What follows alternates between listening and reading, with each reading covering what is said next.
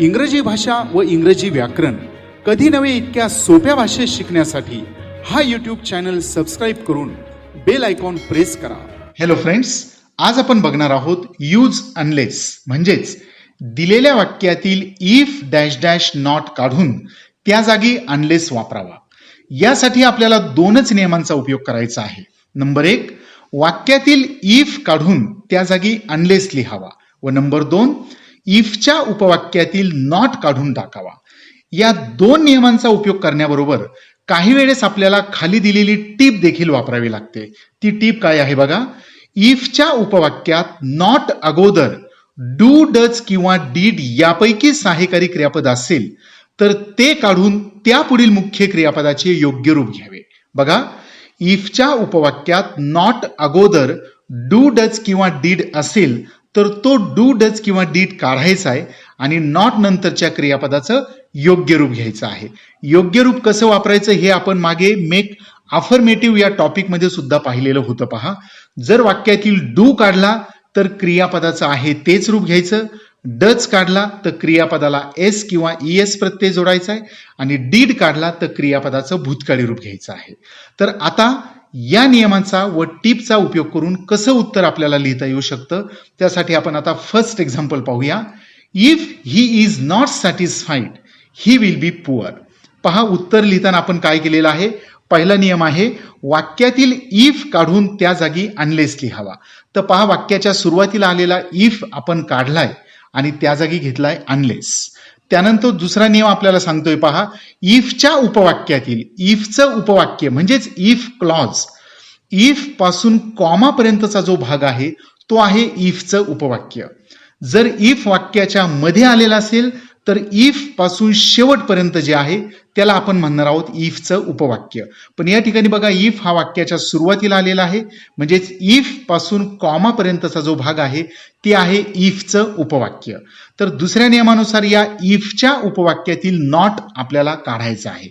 बघा, इज नंतर आलेला नॉट आपण काढून टाकलाय. बाकी कुठलाही आपल्याला बदल या ठिकाणी करायचा नाहीये. बघा, इफच्या जागी अनलेस घेतलाय आणि इफच्या उपवाक्यातील नॉट काढून टाकला. बाकीचे शब्द जसेच्या तसे घेतलेत. उत्तर झालंय पहा, unless he is satisfied he will be poor. Second, if you do not give up bad habits you will spoil your health. पहिल्या नियमानुसार इफ काढून त्या जागी अनलेस घेतलाय आणि दुसऱ्या नियमानुसार इफच्या उपवाक्यातील नॉट काढायचा आहे. तर बघा, डू नंतर आलेला नॉट आपल्याला काढायचा आहे आणि त्या ठिकाणी आपल्याला बघा एक टिप सुद्धा दिलेली आहे की नॉटच्या अगोदर जर डू, डज किंवा डीड असेल तर तो देखील काढायचा आहे आणि नॉट नंतरच्या क्रियापदाचं योग्य रूप घ्यायचं आहे. तर बघा, या ठिकाणी नॉटच्या आधी आलेला डू हा देखील आपण काढणार आहोत आणि नॉट नंतर जे क्रियापद आलेलं आहे गिव्ह त्याचं योग्य रूप घ्यायचं. योग्य कसं? डू काढला तर क्रियापदाचं आहे तेच रूप घेतात. त्यामुळे गिव्ह या क्रियापदाच्या रूपामध्ये कुठलाही बदल होणार नाहीये. उत्तर झालंय पहा, unless you give up bad habits you will spoil your health. दिलेल्या वाक्यामध्ये इफ नॉट होता. बघा, इफ नॉटचा अर्थ आहे जर नाही तर आणि उत्तरात बघा आपण घेतलाय अनलेस. तर अनलेस या शब्दामध्ये जर नाही तर हे दोन्हीही अर्थ समाविष्ट आहे. पहा, म्हणजे अनलेस ज्या वाक्यात वापरलेला आहे त्या उपवाक्यामध्ये नॉट वापरण्याची गरज नसते. तर अनलेस मध्ये जो शब्द आलेला आहे त्यातच नॉट इन्क्लुडेड आहे. म्हणूनच पहा, दिलेल्या वाक्यात जरी नॉट आलेला असेल आणि उत्तरात जरी नॉट नसेल तरीही वाक्याचा अर्थ बदललेला नाहीये. If you do not give up bad habits you will spoil your health. जर तू वाईट सवयी सोडल्या नाहीत तर तुझं आरोग्य बिघडेल आणि अनलेस वापरून देखील वाक्याच्या अर्थात काहीच बदल. तर अशा पद्धतीने अगदी सहजपणे या नियम आणि टिपचा उपयोग करून आपण वाक्यात अनलेस वापरू शकतो. आता नेक्स्ट एक्झाम्पल पहा. If they are not agreeable you must be prepared to go to jail. या वाक्यात इफ जो वाक्याच्या सुरुवातीला आलेला आहे तो काढून त्या जागी अनलेस घेतलाय आणि इफच्या उपवाक्यातील म्हणजेच आर नंतर आलेला जो नॉट आहे तो नॉट दुसऱ्या नियमानुसार काढून टाकलाय. फक्त दोनच नियम, इफच्या जागी अनलेस आणि इफच्या उपवाक्यातील नॉट काढलाय. बाकीच्या शब्दात काहीही बदल केलेला नाहीये. जसेच्या तसे शब्द घेऊन उत्तर झाले पहा. Unless they are agreeable you must be prepared to go to jail. Number 4, Seema will not conquer if she is not ready. या वाक्यात पहा अनलेस वापरायचा आहे आणि पहिला नियम जो आहे वाक्यातील इफ काढून त्या जागी अनलेस लिहावा. तर या चौथ्या एक्झाम्पल मध्ये पहा इफ हा वाक्याच्या सुरुवातीला आलेला नाहीये.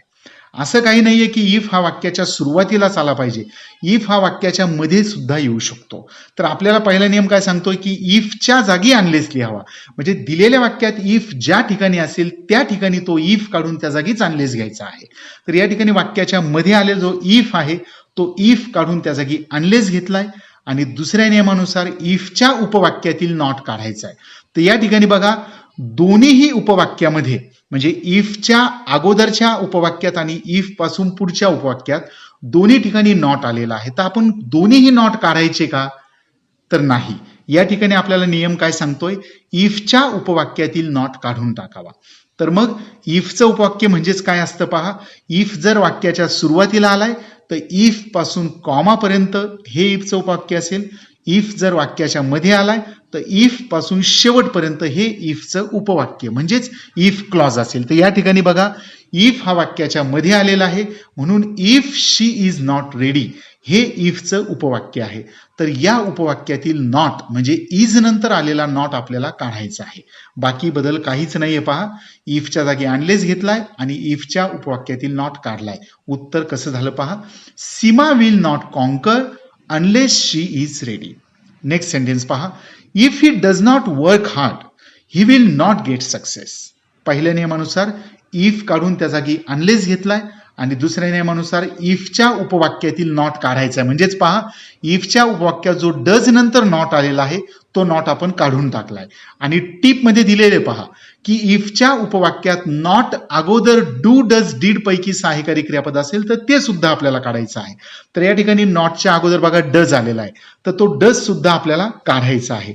आणि डज काढल्यामुळे नॉट नंतर जे क्रियापद आलंय वर्क त्याचं योग्य रूप घ्यायचं आहे. डज काढला तर आपण क्रियापदाला एस किंवा ईएस जोडत असतो. म्हणून पहा वर्कचं उत्तरामध्ये झालंय वर्क्स. बाकी बदल काहीच नाहीये. उत्तर झालंय पहा unless he works hard he will not get success. Next sentence पहा. If you cannot do all these do not make war upon us. वाक्याच्या सुरुवातीला आलेला इफ काढून त्या जागी अनलेस घेतलाय आणि इफच्या उपवाक्यातील आलेला जो नॉट आहे म्हणजे कॅन नंतर आलेला जो नॉट आहे तो नॉट काढून टाकलेला आहे. बाकी काहीच बदल आपल्याला करायचा नाहीये. उत्तर होईल unless you can do all these do not make war upon अस. या ठिकाणी पहा असं वाटू शकतं की नॉटच्या नंतर आलेला जो डू आहे त्याचं काय करायचं. तर लक्षात घ्या टीप मध्ये काय दिलेलं आहे पहा. नॉट अगोदर जर डू डज किंवा डीड आलेला असेल तर तो काढायचा आहे. तर या ठिकाणी इफच्या वाक्यात नॉटच्या नंतर डू आलेला आहे तो काढायचा नाहीये. आणि पुढच्या भागामध्ये बघा do not make war upon अस हा जो डू नॉट आलेला आहे तो काढायचा आहे का तर नाही. टीप आपल्याला सांगते की इफच्या उपवाक्यात जर नॉट अगोदर डू डज डीड आला तर तो काढायचा आहे. आणि कॉमा नंतरचा जो भाग आहे तो इफचं उपवाक्य नाहीये म्हणजे तो इफ क्लॉज नाहीये तर तो आहे मेन क्लॉज. त्यातील कुठलाही शब्द आपल्याला बदलायचा नाहीये. म्हणजे आपण बदल फक्त हे दोनच केलेले आहेत की वाक्याच्या सुरुवातीला आलेला इफ काढून त्या जागी अनलेस घेतलाय आणि इफच्या उपवाक्यातील नॉट काढून टाकलेला आहे. उत्तर झालंय unless you can do all these do not make war upon us. Number 7. If you did not attend the class you could be scolded. या वाक्यात देखील पहा सुरुवातीला आलेला इफ काढून त्या जागी अनलेस घेतलाय आणि इफच्या वाक्यातील जो डीड नंतरचा नॉट आहे तो नॉट काढून टाकला. पण या ठिकाणी आपल्याला टीप वापरावी लागेल कारण इफच्या उपवाक्यात नॉटच्या अगोदर डू डज डीड आला तर तो देखील आपल्याला काढायचा आहे. तर या ठिकाणी नॉटच्या आधी डीड आलाय तो डीड सुद्धा आपण काढणार आणि डीड काढल्यामुळे नॉट नंतर जे क्रियापद आलंय अटेंड त्याचा आपल्याला भूतकाळी रूप घ्यावं लागेल अटेंडेड. बाकी कोणताही बदल आपण केलेला नाहीये. सगळे शब्द जसेच्या तसेच आपण घेतलेले आहेत. पहा unless you attended the class you could be scolded. तर अशा पद्धतीने मूळ नियमांचा वापर करून आपण इफ डॅश डॅश नॉट असलेल्या वाक्यात अनलेस वापरू शकतो. यानंतर आणखी एक टीप आपल्याला पाहायला मिळेल. पहा इफच्या उपवाक्यात नॉट नसेल तर दुसऱ्या उपवाक्यात नॉट असेल तर काढावा व नसेल तर लिहावा. नीट लक्षात घ्या इफच्या उपवाक्यात नॉट नसेल तर ही टीप आपल्याला वापरायची आहे. आपल्याला मूळ नियमात दिलेले पहा की इफच्या उपवाक्यातील नॉट काढून टाकावा. म्हणजे इफच्या उपवाक्यात जनरली नॉट असतोच, तो नॉट आपल्याला काढायचा असतो. पण जर इफच्या उपवाक्यात नॉट नसेल तर दिलेल्या वाक्याचा आणि उत्तराचा अर्थ आहे तोच राहावा, यासाठी आपल्याला ही टीप वापरायची आहे. पहा, इफच्या उपवाक्यात नॉट नसेल तर दुसऱ्या उपवाक्यात नॉट असेल तर काढावा व नसेल तर लिहावा. पहा याचं example, if you are brave you will not fear. वाक्याचा अर्थ काय होतो पहा, जर तू शूर असशील तर तू घाबरणार नाहीस. आणि या वाक्यात आपल्याला वापरायचं आहे अनलेस. अनलेस साठी पहिला नियम आहे पहा, इफच्या जागी अनलेस लिहावा. तर वाक्याच्या सुरुवातीला आलेला इफ काढून त्या जागी घेतलाय अनलेस. आणि दुसरा नियम आहे पहा, इफच्या उपवाक्यातील नॉट काढावा. पण या ठिकाणी बघा, इफ पासून कॉमा पर्यंत जो भाग आलेला आहे इफचं उपवाक्य, त्यात पहा इफ यू आर ब्रेव्ह, म्हणजे या इफच्या उपवाक्यात नॉट आलेला नाहीये. जर इफच्या उपवाक्यात नॉट आलेला असेल तर तो नॉट आपल्याला काढावा लागतो, हा मूळ नियम आहे. पण या इफच्या उपवाक्यामध्ये नॉट आलेला नाहीये, म्हणून तर ही टीपा या ठिकाणी आपल्याला वापरायची आहे. इफच्या उपवाक्यात नॉट नसेल तर दुसऱ्या उपवाक्यात नॉट असेल तर काढावा, नसेल तर लिहावा. मग इथे इफच्या उपवाक्यात नॉट नाहीये, म्हणून जे दुसरं उपवाक्य आहे, दुसरं म्हणजेच कोणतं, इफचं सोडून जे आहे ते दुसरं. म्हणजे इफचं हे पहिलं उपवाक्य आणि कॉमापासून पुढचं जे आहे ते दुसरं उपवाक्य. तर या दुसऱ्या उपवाक्यात बघा, you will not fear, not आलेला आहे. मग नॉट असेल तर काढावा असं वर दिलेल्या टीपमध्ये म्हटलेलं आहे. मग हा विल नंतरचा नॉट आपण काढून टाकणार आहोत. उत्तर काय होतंय बघा, unless you are brave you will. अर्थ काय होतोय पहा, जर तू शूर नसशील तर तू घाबरशील. दिलेल्या वाक्याचा अर्थ काय होता, if you are brave you will not fear, जर तू शूर असशील तर तू घाबरणार नाहीस. आणि उत्तरात काय झाले पहा, अनलेस आल्यामुळे जर तू शूर नसशील, दिलेल्या वाक्यात होतं जर तू शूर असशील, आणि अनलेस वापरल्यामुळे झालंय जर तू शूर नसशील. म्हणून तर आपल्याला दुसऱ्या उपवाक्यात हा बदल करावा लागला, नॉट असेल तर काढावा, नसेल तर लिहावा. वाक्याचा अर्थ काय झालाय पहा, जर तू शूर नसशील तर तू घाबरशील. म्हणजे वाक्याचा अर्थ मेंटेन झालेला आहे, म्हणूनच ही टीप आपल्याला या ठिकाणी वापरावी लागते. अँड द लास्ट सेंटेन्स पहा, he is a hero if he can achieve that. सर्वप्रथम पहिल्या नियमानुसार इफच्या जागी अनलेस घ्यायचा आहे. पहा, इफ वाक्याच्या मध्ये आलाय तर तो इफ काढून त्या जागी अनलेस घेतलाय. आणि इफच्या उपवाक्यातील नॉट काढायचा आहे, हा दुसरा नियम आहे. पण इफ पासून जो पुढचा भाग आहे पहा, त्यात नॉट नाहीये. आणि वर दिलेली टीप आहे, इफच्या उपवाक्यात नॉट नसेल तर दुसऱ्या उपवाक्यात नॉट असेल तर काढावा, नसेल तर लिहावा. या इफच्या उपवाक्यात नॉट नाहीये, म्हणून बघा आपण जे दुसरं उपवाक्य आहे, ही इज अ हिरो, हे जरी वाक्याच्या सुरुवातीला आलेलं आहे तरी याला आपण दुसरं उपवाक्य का म्हटलेलं आहे, कारण इफचं उपवाक्य हे पहिलं आणि शिल्लक राहिलेलं दुसरं. म्हणजे if he can achieve that हे आहे पहिलं आणि ही इज अ हिरो हे आहे दुसरं उपवाक्य.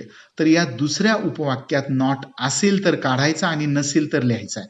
बघा, ही इज अ हिरो या उपवाक्यामध्ये नॉट नाहीये, म्हणून आपल्याला या ठिकाणी नॉट लिहावा लागेल.